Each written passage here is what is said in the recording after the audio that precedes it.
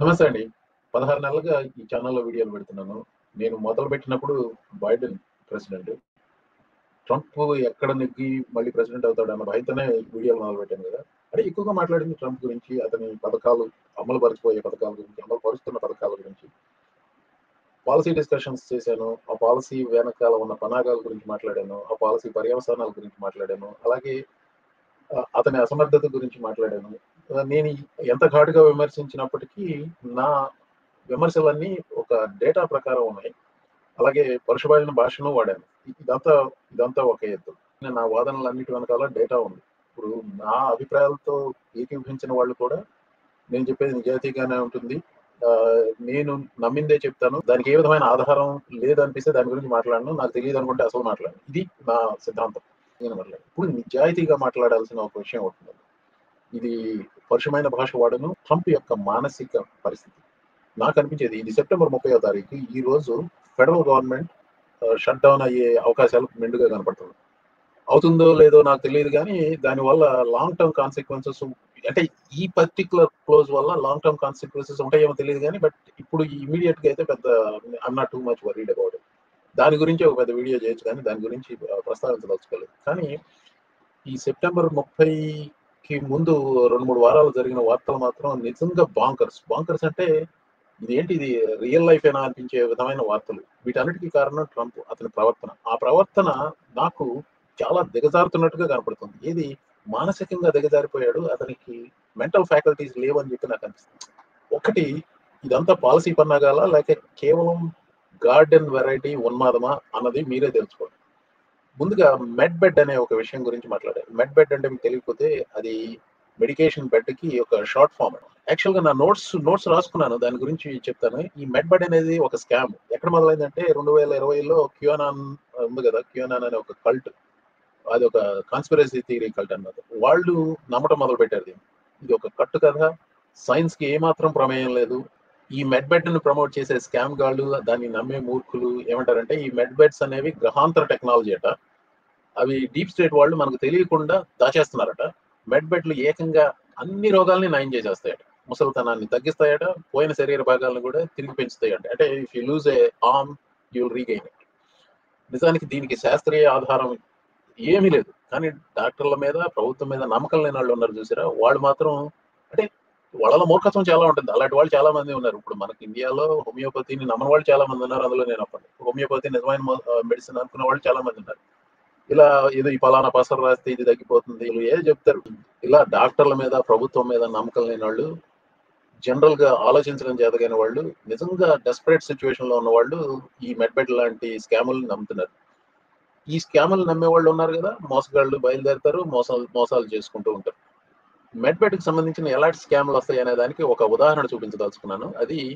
ఇది Pennsylvania, Buttler పెన్సిల్వేనియాలో అదే ప్రాంతంలో ట్రంప్‌ని షూట్ చేశారు. ఇది నేను రాసుకున్న నోట్స్‌లో నుంచండి. ఇది ఒక ఏపీ స్టోరీ ఆధారంగా చేసుకున్నది ఇది.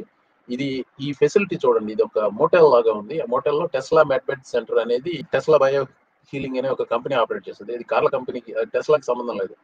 ఈ టెస్లా బయో హీలింగ్ వాళ్ళు ఇలాంటి మోటల్స్ ఓపెన్ చేశారు. బయో హీలర్స్ అని పిలిచే ఒక డబ్బా కోసం లక్షలు వసూలు చేస్తున్నారట వాళ్ళు.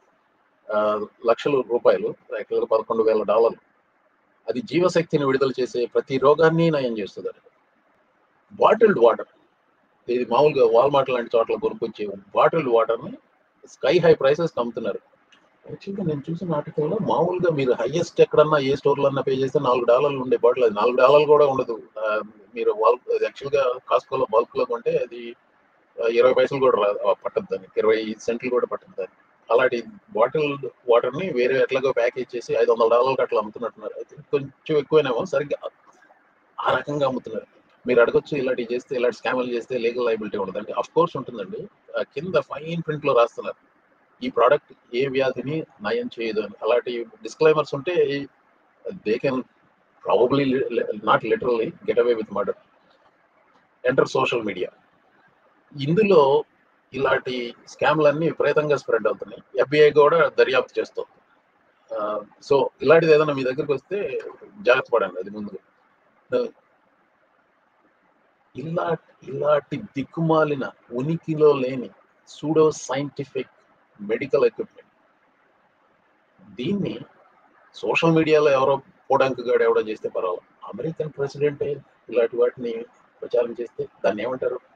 సరే, what am I talking about? 2 రోజుల క్రితం ఇది ట్వీట్ చేశాడండి. ఆర్టిఫిషియల్ ఇంటెలిజెన్స్‌తో ఎవడో ఈ స్కామ్ గాడు ఎవడో ఇట్లాంటిది ఏదో చేసి మెడ్ బెడ్లు అమ్ముతాము. అది ప్రెసిడెంట్ వాయిస్‌లో పెట్టాడు. అది ఒక ఫాక్స్ యాంకర్ లారా ట్రంప్, యాక్చువల్‌గా ట్రంప్ కోడలు, ఆవిడ వాయిస్‌లో. ఇక్కడ 2 ఏఐ వాయిస్‌లు, ట్రంప్, లారా. ఇది చూడండి 40 సెకండ్లు. Breaking now, President Donald J. Trump has announced a historic new healthcare system, the launch of America's first MedBed hospitals and a national MedBed card for every citizen. Every American will soon receive their own MedBed card. With it, you'll have guaranteed access to our new hospitals led by the top doctors in the nation, equipped with the most advanced technology in the world. These facilities are safe, modern, and designed to restore every citizen to full health and strength. This is the beginning of a new era in American healthcare. In this first phase, only a limited number of MedBed cards will be released. Registration details will be announced very soon. మీకు అర్థమైందా ఏమైందో? అంత పెద్ద స్కామ్ని president of the United States, ఎవరు ఇంటర్నెట్లో అనామకుడు కాదు, president of the United States promote చేశాడు ఏఐ స్కామ్. మరి అసలు ఒరిజినల్గా పుట్టించిన వాడు ఆ స్కామరో కాదో మనకు తెలియదు. అది ఏ ఉద్దేశంతో పెట్టాడు? అది నిజం అనుకున్నాడా? అంటే ఆ వార్త, ఆ పీస్ నిజం అనుకున్నట్టు పెట్టాడా? అదొక ప్రాబ్లం. ఆ పీస్లో డిస్కస్ చేసింది నిజం అనుకుని పెట్టాడా? అది ఇంకా పెద్ద ప్రాబ్లం. పెట్టిన తర్వాత కొద్ది గంటల తర్వాత డిలీట్ చేసి, ఎవరు చెప్పారో మరి తన స్టాఫ్లో నాకు తెలియదు, కానీ ఆ మహా గుండెదైన ఉన్నాళ్ళని చెప్పి ఉంటారు, బాబాబు అది పెట్టొద్దు, నిన్ను పిచ్చోడి కింద చూస్తారని అనుకుని ఉంటాడు. ఏం చేశాడు మరి? ఎప్పుడు ఏ ట్వీట్ డిలీట్ చేయడు, చాలా తక్కువ ట్వీట్లు డిలీట్ చేస్తాడు. మొన్న ప్యామ్ బాండీకి పెట్టిన ట్వీట్ ఒకటి డిలీట్ చేశాడు, ఇది ఒకటి డిలీట్ చేశాడు. అది డిలీట్ చేసినప్పటికీ ఇక్కడ ఆర్గ్యుమెంట్ ఈ స్టిల్ వ్యాలిడ్. ఆ ఆర్టిఫిషియల్ ఇంటెలిజెన్స్ వీడియోలో తను నిజం కాదు, తన వాయిస్ నిజం కాదు, ఆ మాటల్లో నిజం కాదు, తన కోడలు యాంకర్గా ఉన్నది ఆవిడగా నిజమే కాదు. అది నిజం అనుకుని నమ్మి పెట్టాడా, లేక అందులో ఉన్న వార్త నిజం అనుకున్నాడా? ఏంటి? What is his thinking? ఒకటి మాత్రం మనం ఖచ్చితంగా చెప్పుకోవచ్చు, అది ట్వీట్ చేసింది అతని అండర్లింక్స్ ఎవరు కాదు, అతనే చేసి ఉండాలి. ఎందుకంటే అతని అండర్లింక్స్ అంత నిజంగా అంత మూర్ఖులని నేను అనుకోను. So if you are not worried about his mental faculties, I don't know what else to say. But ఇలాంటి మానసిక రుగ్మత ఉన్నవాడు మా ప్రెసిడెంట్. ఇది ఒకటే కాదండి, ఇంకా చాలా చేస్తున్నాడు ఈ మధ్య ఇలాంటివి. 2 days బ్యాక్ సండే ఒక ట్వీట్ చేశాడు, ఇది పోర్ట్లాండ్ మీద యుద్ధం, సెక్రటరీ ఆఫ్ వార్ హెక్సెట్కి అలాగే డిపార్ట్మెంట్ ఆఫ్ హోమ్ల్యాండ్ సెక్యూరిటీ సెక్రటరీకి అధికారం ఇచ్చేసాను, పోర్ట్లాండ్లో ట్రూప్స్ని డిప్లాయ్ చేసేయండి అని చెప్పాడు. సండే కాదు, సాటర్డేనేమో, it doesn't matter. Oregon governor వచ్చేసి ప్రెసిడెంట్ చెప్పాడు, ఏంటి ఎందుకు పంపిస్తున్నావు ఇక్కడ, పోర్ట్లాండ్లో అంతా పీస్ఫుల్గా ఉంది ఇది అంటే అన్నాడట. గవర్నర్తో అన్నాడట, I'm watching things on television that are different from what's happening అని అడిగాడు.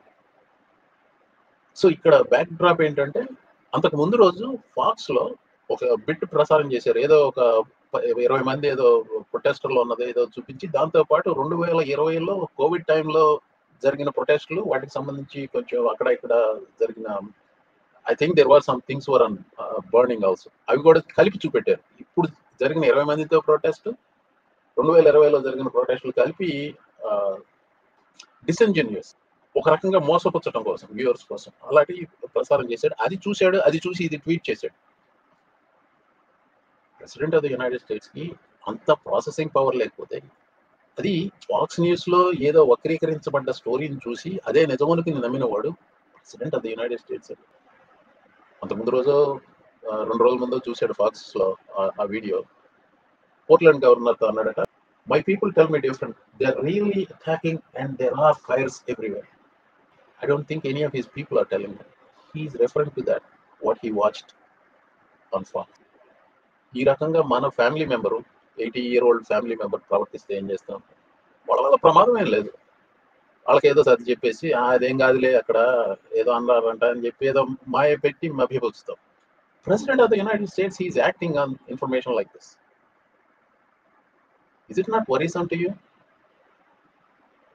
ఓకే, వన్ లాస్ట్ థింగ్, ఇప్పుడు బడ్జెట్ నెగోషియేషన్స్ జరుగుతున్నాయి కదా, సెప్టెంబర్ 30వ తారీఖు. It looks like federal government shut down జరగబోవచ్చు. ఇక్కడ ఒక సైడ్ నోట్ ఏంటంటే, ఎప్పుడు కాంగ్రెస్ లో రిపబ్లికన్స్ అధికారంలో ఉన్నప్పుడే ఈ షట్ డౌన్ థ్రెట్లు వస్తూ ఉంటాయి. నాకు తెలిసి 90s నుంచి ఒక 30 సంవత్సరాల నుంచి ఇదే జరుగుతుంది. ఇక్కడ న్యూట్ గింగ్రిచ్ కానీ, అలాగే జాన్ బేనర్ కానీ, ఇలా ఎవరు అధికారంలో, ఐ థింక్ రయన్ అధికారంలో ఉన్నప్పుడు కూడా, రయన్ స్పీకర్ గా ఉన్నప్పుడు కూడా జరిగినట్టు. సో ఇలా షట్ డౌన్ 3-4 సార్లు అయ్యాయి. వాటి వల్ల ఇమీడియట్ గా ఎఫెక్ట్ అయ్యేది ఫెడరల్ వర్కర్స్ అండి. చాలా మంది హ్యాండ్ టు మౌత్ ఉంటారు, వాళ్ళకి జీతాలు రావు. సో ఓవరాల్ గా ఏంటంటే, over period of time adjust అయిపోతుంది మార్కెట్. యాక్చువల్ గా మా ఫ్రెండ్స్ అండ్ ఫ్యామిలీస్ లో కొందరు ఫెడరల్ వర్కర్స్ ఉన్నారు, some of them critical roles లో కూడా ఉన్నారు. So I'm not too much worried about them. ఏమన్నా ఇన్కన్వీనియన్స్ వస్తే కొంచెం షార్ట్ టర్మే ఉంటుంది. It sucks but it will work out. Problem, the president of the United States, opposition party వాళ్ళు తనతో నెగోషియేట్ బడ్జెట్ సంబంధించి నెగోషియేట్ చేయడానికి వైట్ హౌస్కి వస్తే, ఫస్ట్ ఆఫ్ ఆల్ మీరు ఒకటి గమనించాలి, ఇక్కడ డెమోక్రాట్స్ దగ్గర ఏ విధమైన పవర్ లేదు. హౌస్లో అధికారంలో ఉన్నది రిపబ్లికన్స్, సెనెట్లో అధికారంలో ఉన్నది రిపబ్లికన్స్, వైట్ హౌస్లో అధికారంలో ఉన్నది రిపబ్లికన్. డెమోక్రాట్స్ దగ్గర ఏ విధమైన లెవరేజ్ లేదు, కానీ వాళ్ళనే డీమనైజ్ చేస్తున్నారు. సరే, మీకు డెమోక్రాట్స్ నచ్చకపోతే అది వేరే విషయం, that's entirely different thing. If the government shuts down, it's on Republicans, it's on Donald Trump. అది మాత్రం గుర్తుపెట్టుకోండి. ఈ నేపథ్యంలో వైట్ హౌస్కి వెళ్ళి, well, I have to give it, well, first of all, I hate this leadership, Jeffries and Chuck Schumer. వీళ్ళు white house నెగోషియేషన్కి వెళ్ళి వాళ్ళు లోపలికి వెళ్ళినప్పుడు ఇది ట్వీట్ చేశాడు. ఇది కూడా AI video. Look, guys, there's no way to sugarcoat it. Nobody likes Democrats anymore. We have no voters left because of all of our woke trans bullshit. Not even black people want to vote for us anymore. Even Latinos hate us. So we need new voters. And if we give all these illegal aliens free health care, we might be able to get them on our side so they can vote for us. They can't even speak English, so they won't realize we're just a bunch of woke pieces of shit, you know, at least for a while until they learn English and they realize they hate us too. ఈ మూడు ఉదాహరణలు చూసిన తర్వాత ఏది మెడ్బెడ్కి సంబంధించింది tweet దాన్ని delete చేయటం, అలాగే పోర్ట్లాండ్ ఆర్గన్ మీద యుద్ధం ప్రకటించడం. అదేంటి, నేను వేరే వింటున్నానే, నేను వేరే చూస్తున్నానే, అక్కడ పరిస్థితి బాగానే ఉందా? President of the United states. ఈ మూడోది, వైట్ హౌస్కి నెగోషియేషన్స్కి వచ్చిన డెమోక్రాట్స్ వాళ్ళు లోపలికి రాగానే ఇది ట్వీట్ చేశాడు. ఈ AI వీడియో ఎవడో పోస్ట్ చేశాడు, దాన్ని ఇది మహా సరదాగా ఉందని చెప్పి చేశాడు. ఇది హాస్యాస్పదమైన విషయమా? ఇది నవ్వుకునే విషయమా? President of the United states ఆఫీస్కి తగ్గ విషయమా? నేను ఏదో కోపం వచ్చి ఏదో 4 బూత్ మాటలు అన్నానని ప్రజలు విరుచుపడుతున్నారు. ముఖ్యంగా అంటే ఇట్స్ జెన్యూన్ థింగ్. వాడు చేసాడని నేను చేయాలా? కాదు. ఇక్కడ president of the United States no less is behaving like this. Are you not questioning his mental capacity? ఇది పిచ్చి కాక మరేంటండి, ఉన్మాదం కాక మరేంటండి? ఈ ప్రెసిడెంట్ పాలసీలు మనం సీరియస్గా తీసుకుని చర్చ చేసుకుంటున్నాము. ఓకే, H1B అబ్యూస్ చేస్తున్నారు ఇండియన్స్, ట్రూ.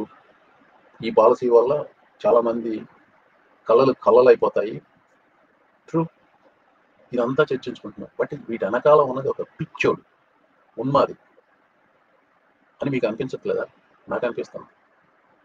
ఈ పీడకాల ఎప్పుడు విరుగుడు అవుతుందో, ప్రపంచానికి విముక్తి ఎప్పుడో, అట్లీస్ట్ 3 years అనుకోండి.